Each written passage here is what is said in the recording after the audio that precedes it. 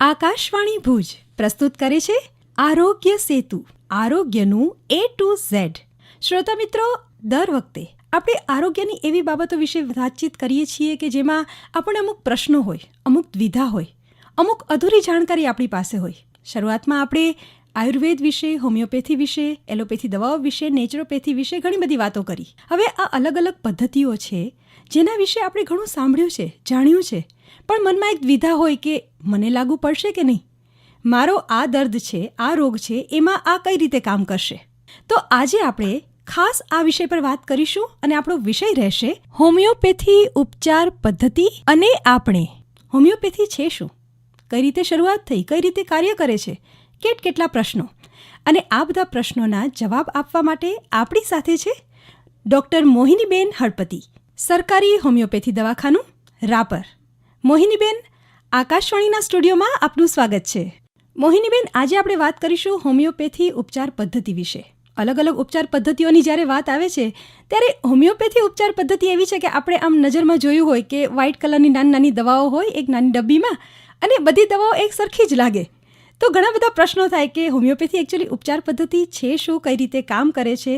તો શરૂઆતમાં અમને એ જણાવો કે હોમિયોપેથી ચિકિત્સા પદ્ધતિ શું છે અને એની શરૂઆત કઈ રીતે થઈ અને કઈ રીતે આગળ વધી.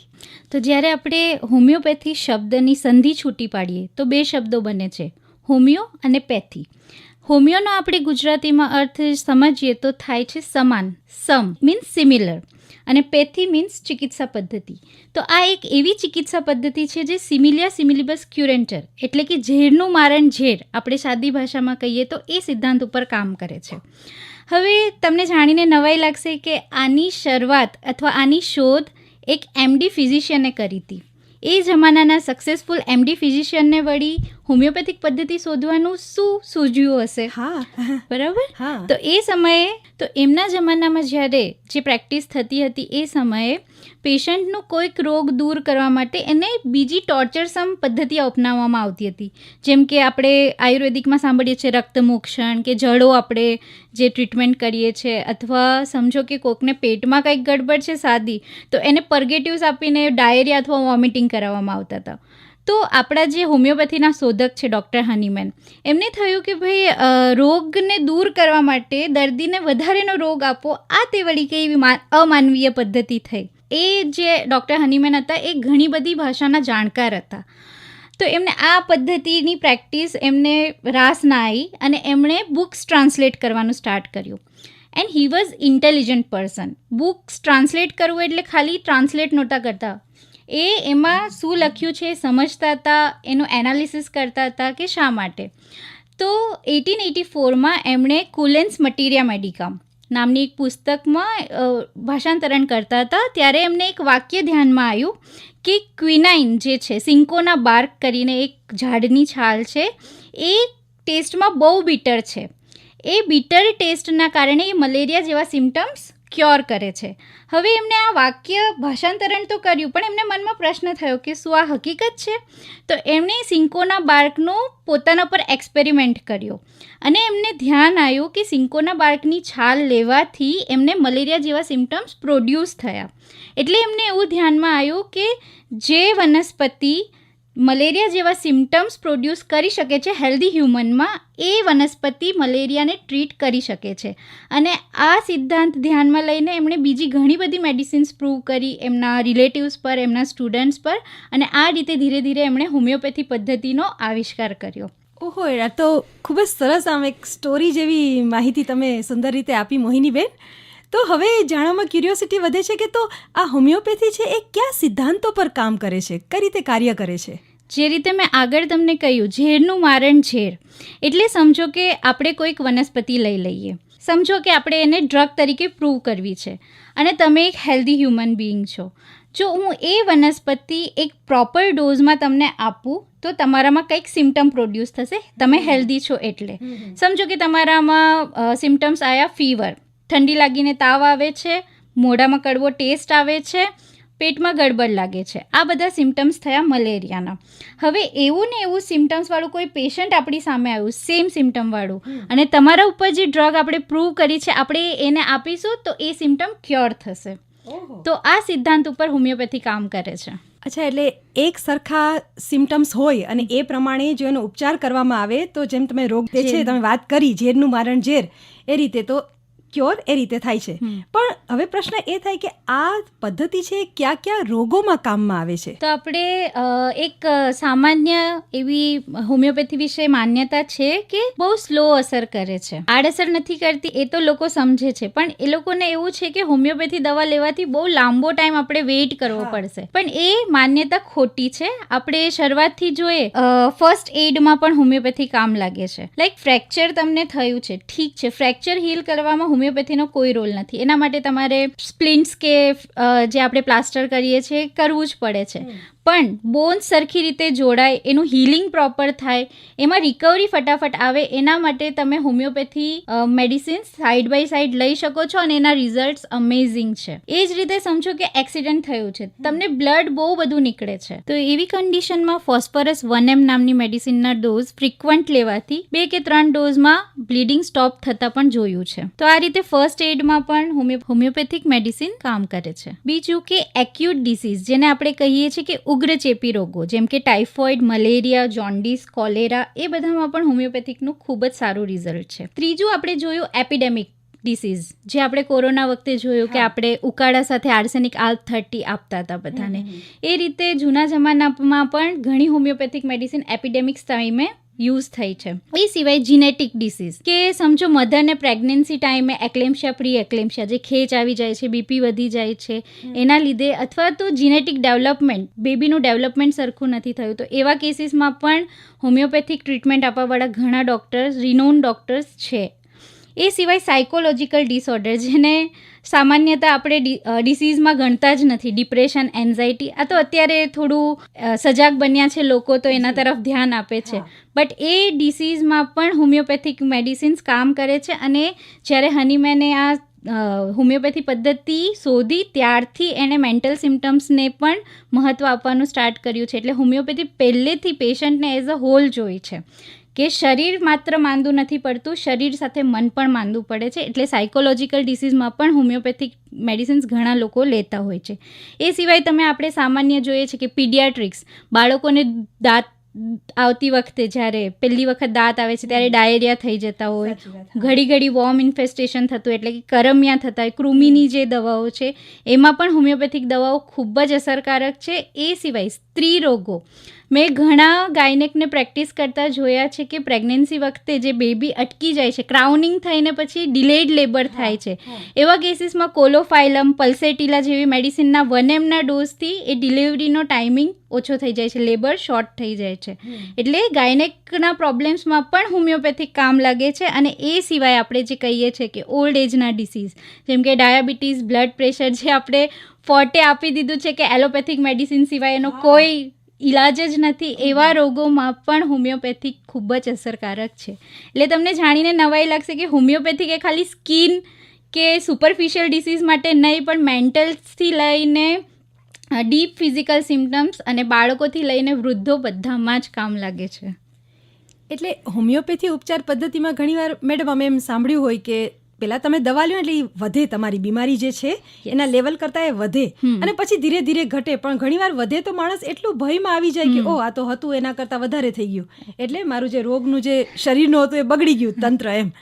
તો એનું શું કારણ, એમ કઈ રીતે આ રીતે વધારો થાય ને પછી એમાંથી ઉપચાર થાય અને પાછો એ રોગ નાબૂદ થાય? જો આપણે હોમિયોપેથીમાં જેને કહીએ ને science of treatment, proper treatment શું છે કે પેશન્ટને ઓવરઓલ વેલબિંગની ફિલિંગ આવે. કે સમજો તમારું હેડેક છે, તમે હેડેકની કમ્પ્લેન સાથે મારી પાસે આવ્યા છો, તમારું હેડેક હજી મટ્યું નથી, બટ ઓવરઓલ તમને ભૂખ સારી લાગે છે, તમને ઊંઘ સારી આવે છે, અંદરથી તમને વેલબિંગનું ફીલ આવે છે. એ એક હોમિયોપેથિક ટ્રીટમેન્ટનું આપણે પહેલું સ્ટેપ કહી શકીએ છીએ કે ફિલિંગ ઓફ વેલબિંગ થાય છે મને. સેકન્ડ છે કે એનું માઇલ્ડ એગ્રાવેશન આવે છે, જે રીતે તમે કીધું. કારણ કે હોમિયોપેથિક મેડિસિન્સ અસર કેવી રીતે કરે છે કે તમારો જે રોગ છે એના કરતાં થોડો વધારે સ્ટ્રોંગ મેડિસિનલ ડિસીઝ અમે તમને આપીએ છીએ. કારણ કે અમે તમને આગળ કીધું કે હેલ્ધી હ્યુમન બિંગમાં જે ડિસીઝ પ્રોડ્યુસ કરે છે એ જ અમે ટ્રીટ કરીએ છીએ. તો તમને હેડેક એક લેવલનું છે, અમે તમને સેકન્ડ લેવલનું હેડેક આવે એવી મેડિસિન આપીએ છીએ, સો ધેટ તમારું બોડી એ સેકન્ડ લેવલના હેડેકને સહન કરવા માટે સ્ટ્રોંગ બને છે. અને એના લીધે ફર્સ્ટ લેવલનું હેડેક ઓટોમેટિક તમારું બોડી જ ફાઇટ કરીને એને ટ્રીટ કરી નાખે છે અને જેવી આપણે મેડિસિન સ્ટોપ કરીએ એટલે મેડિસિનલ હેડેક ઓટોમેટિક જતું રહે. So this is the way of treatment કે તમારામાં મેડિસિનલ ડિસીઝ પ્રોડ્યુસ કરે છે homeopathic medicine so that you can feel mild aggravation at that time. એટલે એ બેટર ટ્રીટમેન્ટની એક નિશાની છે. થર્ડ, સિમ્ટમ્સ જે છે એ રિવર્સ ઓર્ડરમાં જાય.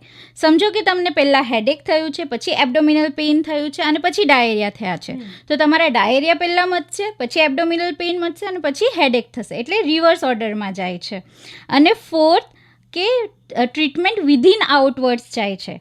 કે સમજો કે તમને સ્કિનના કોઈક સિમ્ટમ્સ છે અને તમને એબડોમિનલ પેઇન છે, તો તમને એબડોમિનલ પેઇન પહેલાં મટશે અને એન્ડમાં સ્કિન ડિસીઝ મટશે. એટલે પેશન્ટને જનરલી શું હોય છે કે અરે યાર મેં તો મેડિસિન લીધી, મારું સ્કિન તો મટ્યું જ નથી, પણ એબડોમિનલ પેઇન જે ઓછું થયું છે એના પર તમારું ધ્યાન નથી હોતું. તમે ફિઝિકલ સિમ્ટમ્સ પર વધારે કોન્સન્ટ્રેટ કરો છો રાધર દેન તમે અંદરથી કેવું ફીલ કરો છો, રાઈટ?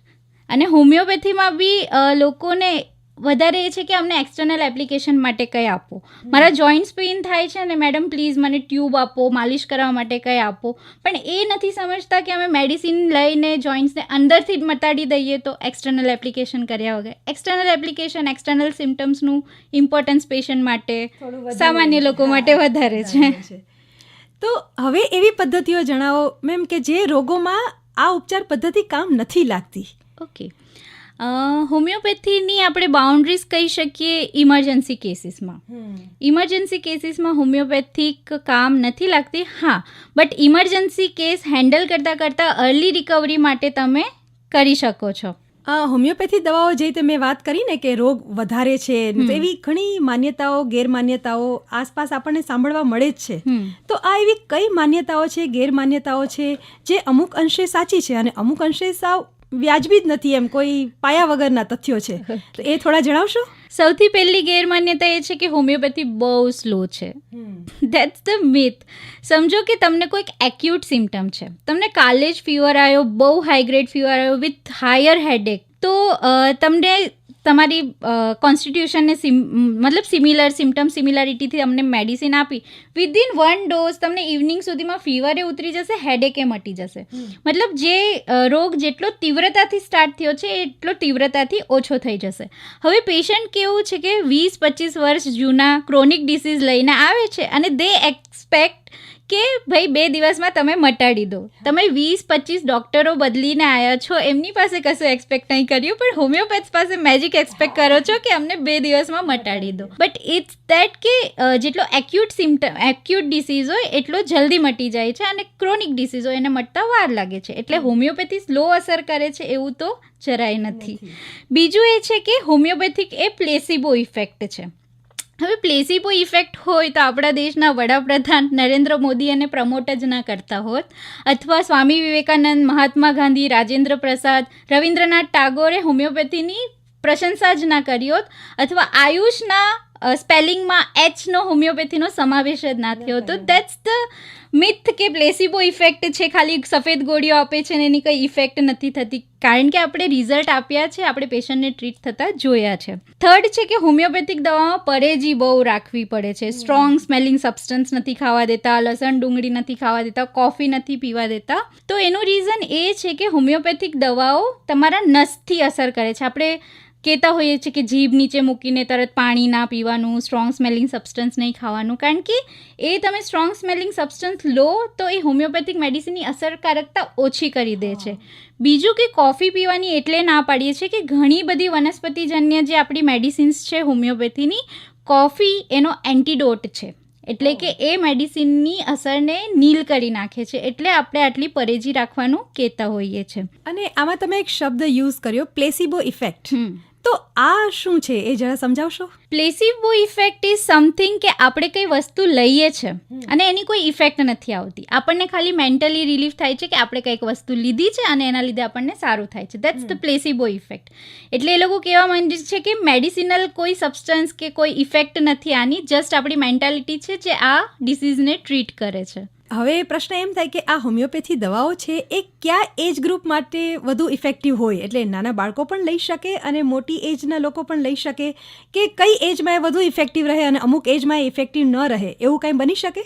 આમ જોવા જઈએ તો હોમિયોપેથીના એજ ફેક્ટર સાથે કોઈ લેવા દેવા નથી. ન્યૂબોર્ન બેબીથી લઈને ઓલ્ડ એજ, જે ચાલી શકવાય સક્ષમ નથી, જે હલી શકવાય સક્ષમ નથી, એવા વ્યક્તિ સુધી હોમિયોપેથિક મેડિસિન લઈ શકે છે. અને તમને જાણીને નવાઈ લાગશે કે જે નાના બાળકો દવા લેવાથી બચતા હોય છે કે મમ્મી દવા નથી લેવી, એ મમ્મીને સામેથી ખેંચીને આવે છે કે મમ્મી શરદી ખાંસી થઈ છે, ચલો હોમિયોપેથિક દવા લેવા જઈએ, ઓલી શુગરવાળી ગોળી અમારે લેવી છે. એટલે ખરી વાત છે, ઘણા બાળકોમાં જોઈ છે આમ નાની ડબ્બી લઈ એમાંથી મીઠી મીઠી 2-3 ગોળીઓ લઈ અને મોઢામાં લે કે હું તો દવા લઉં છું. એટલે કડવી દવાઓથી બચવા માટે મીઠી મીઠી દવાઓ વધુ સારી લાગે. તો મેમ, આ હોમિયોપેથી પદ્ધતિની કોઈ રોગ વિશે સ્પેશિયાલિટી શું છે એ જણાવશો? મોસ્ટલી અમે ક્લિનિકલ પ્રેક્ટિસમાં જોયું છે કે સ્કિન ડિસીઝ માટે ઘણા પેશન્ટ આવે છે, કારણ કે સ્કિનમાં જનરલી તમે એલોપેથિક મેડિસિન સિસ્ટમ જુઓ તો સપ્રેસ કરી દે છે ડિસીઝ.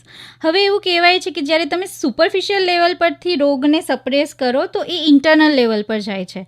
તો મોસ્ટલી આપણે જોયું છે કે તમે સ્કિન ડિસીઝને સપ્રેસ કરવા જાઓ ને તો તમને રેસ્પિરેટરી ઓર ડાયજેસ્ટિવ કમ્પ્લેન થઈ આવે છે. અને સ્કિનમાં એવું છે કે તમને વિઝિબલ રિઝલ્ટ દેખાવું જોઈએ અને પેશન્ટ એક્સપેક્ટ કરે છે. અને હોમિયોપેથીમાં સોરિયાસિસથી લઈને એક્ઝિમાથી લઈને રિંગવોર્મ સુધી બધા જ સ્કિન ડિસીઝમાં સારું એવું રિઝલ્ટ મળે છે. અને બીજું મેં કીધું એ બાળકોમાં, કારણ કે બાળકોને ટેસ્ટના લીધે એ મેડિસિન ઘણી ભાવે છે. અને તમે જોઈ શકો છો એડલ્ટ્સને બી ઓબ્વિયસલી તમે એમને 10 પ્રકારની રંગબેરંગી ગોળીઓ આપો અથવા ઉકાળા પીવા કહો તો ક્યારેક ક્યારેક એડલ્ટ્સને બી એમ થાય કે યાર નહીં આવી કડવી દવાઓ નથી લેવી. તો just for the taste sake of, અને ઇઝીલી કન્ઝર્વેટિવ છે એટલે આમ તમે કન્ઝ્યુમ કરી શકો છો ઇઝીલી, એના રીઝનથી પણ હોમિયોપેથિક મેડિસિન ઘણા લોકો પસંદ કરે છે. અને આમ જોઈએ તો બીજી ચિકિત્સા પદ્ધતિથી હોમિયોપેથી કઈ રીતે અલગ પડે છે? આપણે આયુર્વેદિક સાથે પહેલાં કમ્પેર કરીએ તો આયુર્વેદિકમાં આપણે જોઈએ છે કે ક્રૂડ ફોર્મમાં જે પણ વનસ્પતિ કે આપણે લઈએ છીએ ઉકાળા, યા તો એને ઉકાળીને લઈએ છીએ અથવા સૂકવીને ભૂકો કરીને, સો દેટ પંજન્ટ ટેસ્ટ એમાં રહી જાય છે. અને હોમિયોપેથિક એ પોટેન્ટાઇઝેશનથી થાય છે. લાઈક તમે એક પાર્ટ ઓફ ડ્રગ લો, એમાં 9 પાર્ટ ઓફ પાણી કે આલ્કોહોલ મિક્સ કરો, પછી એ જે ફર્સ્ટ પોટેન્સી બની એમાંથી એક પાર્ટ લઈને ફરીથી 9 પાર્ટમાં મિક્સ કરો. એ રીતે આગળ 1x થી સ્ટાર્ટ કરીને 30x 200C સુધીની પોટેન્સી બને છે અને 1 મિલીમોલ સુધીની પોટેન્સી બને છે. સો દેટ જે ક્રૂડ સબસ્ટન્સનો ટેસ્ટ કે એની જે ક્વોલિટી હોય છે એ નીલ થઈ જાય છે, નેનો પાર્ટિકલ્સમાં જતી રહે છે, એટલે એનો ટેસ્ટ નથી રહેતો, એની આડઅસર નથી રહેતી. તો એ રીતે એ ટેસ્ટમાં એ ઇફેક્ટિવ રહે છે અને ક્વોન્ટિટી લેસ થવાને કારણે આડઅસર એ ઓછી થાય છે. હવે એલોપેથી સિસ્ટમ સાથે આપણે કમ્પેર કરીએ તો એલોપેથીમાં એવું છે કે એ તમારો ડિસીઝ ક્યોર કરે છે. લાઈક તમને હેડેક છે તો તમારું હેડેક ના થાય એના માટે તમને પેઇન કિલર આપે છે, જે 6-8 કલાક ટેમ્પરરી તમને રિલીફ આપશે, એની અસર પૂરી થશે એટલે ફરીથી તમને થઈ જશે. બટ હોમિયોપેથી તમને એઝ અ હોલ જુએ છે કે આ પર્સનને હેડેક થાય છે તો એનું રીઝન શું છે, ક્યાંથી સ્ટાર્ટ થયું છે, કઈ કન્ડિશનમાં એને વધી જાય છે, કઈ કન્ડિશનમાં એને ઓછું થઈ જાય છે, અને આ બધા સિમ્ટમ્સનું એક હોલ ડ્રગ પિક્ચર તૈયાર કરી અને તમને કમ્પેર કરે છે કે આ શેની સાથે મેચ થાય છે અને પછી તમને એ મેડિસિન આપે છે. સો દેટ એ એક વખત જો હેડેક તમારું ટ્રીટ થઈ ગયું તો એ પછી ફરીને આવતું નથી. એટલે કહેવાય છે કે હોમિયોપેથિક જડમૂળથી નાશ કરે છે. અને ઘણીવાર હોમિયોપેથી ચિકિત્સા પદ્ધતિમાં ડૉક્ટર છે એ 1 થી 2 કલાક બેસાડીને બધી જ ડિટેલ મેળવતા હોય છે, ઘણા બધા પ્રશ્નો પૂછે છે. તો આ કયા કારણોસર અને આ કયા પ્રકારે ચિકિત્સા પદ્ધતિમાં ઉપયોગી થાય છે? મેં તમને આગળ જણાવ્યું એમ હોમિયોપેથી એ રોગને રોગ તરીકે નથી જોતું. એ રોગ નથી જે આપણને લાગ્યો છે, એ રોગી છે જે પૂરેપૂરો બીમાર છે. એટલે એ પર્સનને એઝ અ હોલ ઓળખવાનું, એ સંપૂર્ણ રીતે વ્યક્તિ કેવો છે, ચાલે છે તો શું છે, વિચારે છે તો શું છે, એ રીતનું બધું જ, કે એનું એપેટાઇટ કેટલું છે, એની થર્સ્ટ કેટલી છે, એને વોશરૂમ જવામાં કંઈ પ્રોબ્લેમ છે, એ બધી જ હિસ્ટ્રી લઈ અને એક્ઝેક્ટ મેચ થતી મેડિસિન નેચરમાં જે અવેલેબલ છે, એક્ઝેક્ટ મેચ થતું તમારું સોલ્ટ હોય કે તમારું ખનીજ હોય કે તમારું એક્ઝેક્ટ મેચ થતું એનિમલ તમને આપી અને એમાંથી બનતી મેડિસિન તમને પ્રિસ્ક્રાઇબ કરે છે. ઘણીવાર એમ થાય છે કે બધી હોમિયોપેથી દવાઓ દેખાવમાં એક જ સરખી હોય, સાબુદાણા જેવી નાની નાની. તો એ કઈ રીતે બની શકે કે એની અંદરનું કન્ટેન્ટ અલગ હોય અને દેખાવમાં એક જેવી જ હોય? જે સાબુદાણાની ગોળીની તમે વાત કરો છો એ એકચ્યુઅલી હોય છે sugar of milk. A vehicle તરીકે કામ કરે છે. એટલે તમારી જે દવા છે, જે તમારું પેસેન્જર છે, એને તમારા બોડી સુધી પહોંચાડવા માટે એ વ્હીકલ તરીકે કામ કરે છે, વાહન તરીકે કામ કરે છે, બરાબર. તો આપણે જે હોમિયોપેથિકની શુગર પિલ્સ હોય છે એ બધી દેખાવમાં સેમ હોય છે, આઈ એગ્રી. ટેસ્ટ બી બધાનો સેમ હોય છે, આઈ એગ્રી. પણ તમે મારી પાસે કેસ લઈને આવ્યા, તમારી કમ્પ્લેન પ્રમાણે જે સિમિલર મેડિસિન્સ છે એના ડ્રોપ્સ હું એમાં નાખું છું અને પછી એ મેડિસિન બને છે. બાકી શુગર ઓફ મિલ્ક તમે આમને મેં બાળકોને ખાવા આપી શકો છો કે ખાંડ ખાઓ એના કરતાં શુગર ઓફ મિલ્ક ખાઓ, વધારે બેનિફિશિયલ છે. તો એમાં આપણે જે ડ્રોપ્સ નાખીએ છીએ એ અલગ અલગ vegetable Kingdom, mineral Kingdom, animal Kingdom, even આ 3 સિવાય બીજા 3 સોર્સિસ છે, નોઝોટ, સાર્કોઝ એન્ડ ઇનપોન્ડરેબલિયા. અચ્છા, શરૂઆતના જે 3 સોર્સિસ છે એ તો થોડો ખ્યાલ આવ્યો, પણ પછી જે 3 જે નવા શબ્દો તમે બોલ્યા એ થોડો ખ્યાલ આપશો કઈ રીતે? ઓકે, તો આ એક હજી ડિફરન્ટ પાસું છે હોમિયોપેથીનું કે આપણે જનરલી જોઈએ છે કે કોઈ બી ચિકિત્સા પદ્ધતિમાં પ્લાન્ટ એટલે કે વેજીટેબલ કિંગડમ, આપણે વનસ્પતિમાંથી બનતી મેડિસિન્સ હોય છે, એનિમલ્સ એટલે પ્રાણીજ તત્વોમાંથી બનતી મેડિસિન્સ હોય છે, અને થર્ડ હોય છે મિનરલ્સ કે જે ખનિજ તત્વોમાંથી બનતી મેડિસિન્સ હોય છે. હવે હોમિયોપેથીમાં 3 બીજા સોર્સિસ છે. એક છે નોઝોડ્સ કે જે ડિસીઝ પ્રોડક્ટમાંથી બને છે. લાઈક એમાં દવાઓ આવે છે મેડોરિનમ, સોરાઇનમ, બેસિલિનમ, સિફિલિનમ. સમજો કે કોઈ ટ્યુમર થયું છે, એમાંથી જે સિક્રિશન આવે છે એમાંથી તમે એડવર્ડ જેનરની વેક્સિન સમજી લો તમે, બરાબર. જે ડિસીઝ પ્રોડક્ટ છે એમાંથી લઈને પોટેન્ટાઇઝ કરીને મેડિસિન બનાવે છે. સેકન્ડ છે સાર્કોડ્સ કે હેલ્ધી બોડીના હેલ્ધી સિક્રિશન્સ લઈને એને પોટેન્ટાઇઝ કરીને એની મેડિસિન બને છે. જેમ કે થાઇરોડિનમ, લેક ડેફ્લોરેટમ એટલે જે કાઉ મિલ્ક છે એમાંથી, લેક કેનાઇનમ એટલે કે ડોગ મિલ્ક છે એમાંથી.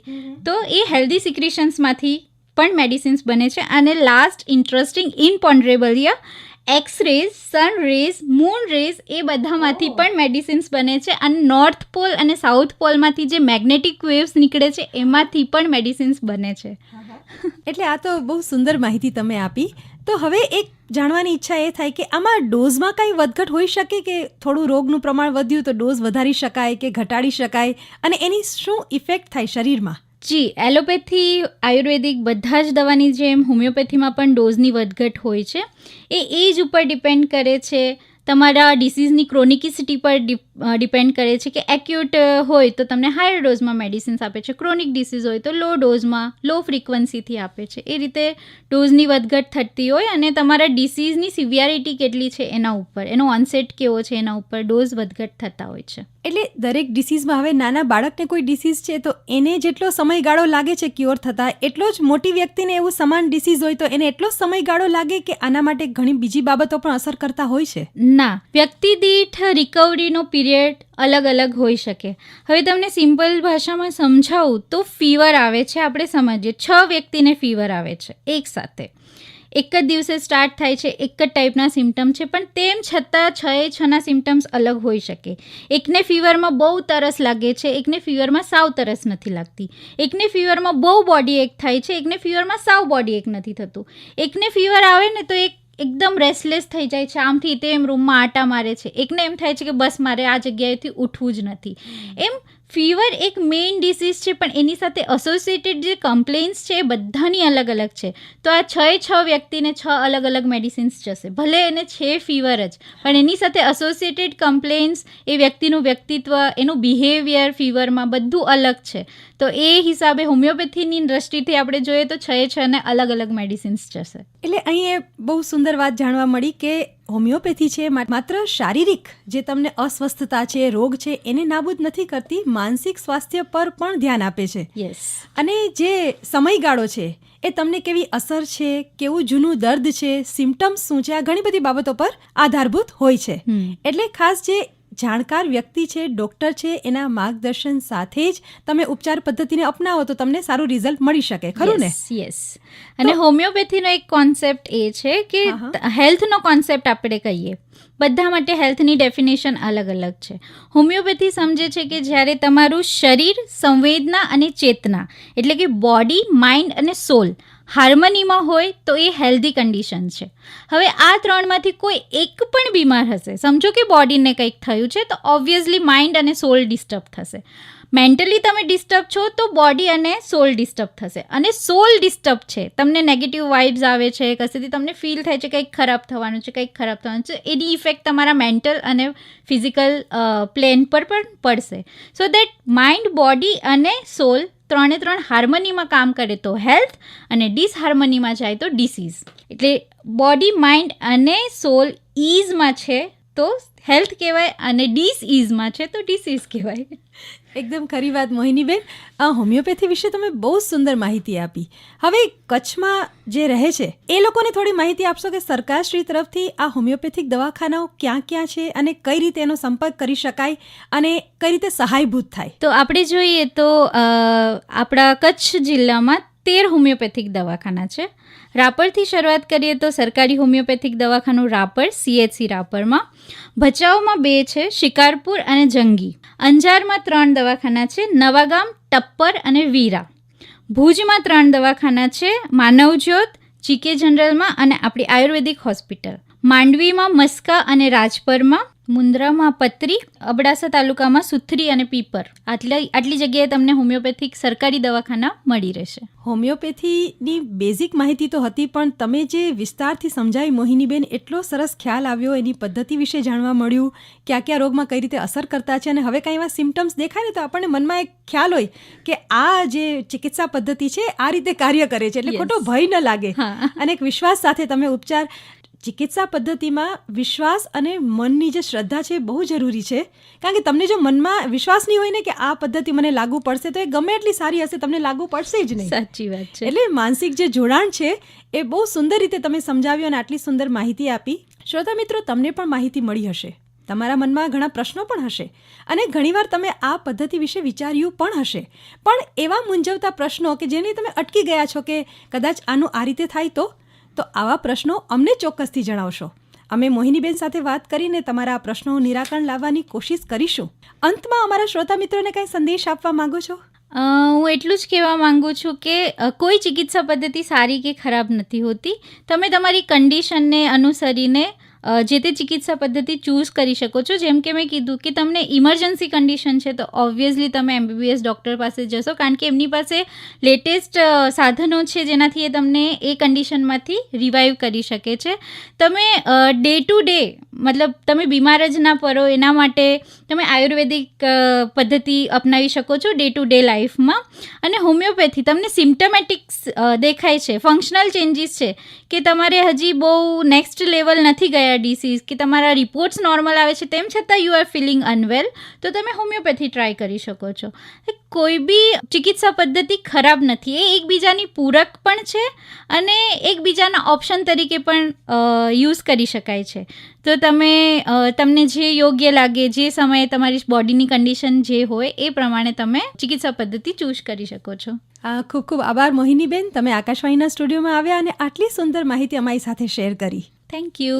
આપ સાંભળી રહ્યા હતા આરોગ્ય સેતુ, આરોગ્યનું A to Z. આપણી સાથે વાત કરી રહ્યા હતા સરકારી હોમિયોપેથી દવાખાનું રાપરના ડોક્ટર મોહિનીબેન હળપતિ. આજનો વિષય હતો હોમિયોપેથી અને આપણે. કાર્યક્રમ પ્રસ્તુતિ તન્વી મહેતા, નિર્માણ ભરત ચતવાણી. પ્રસારણ આકાશવાણીના ભુજ કેન્દ્ર પરથી કરવામાં આવ્યું.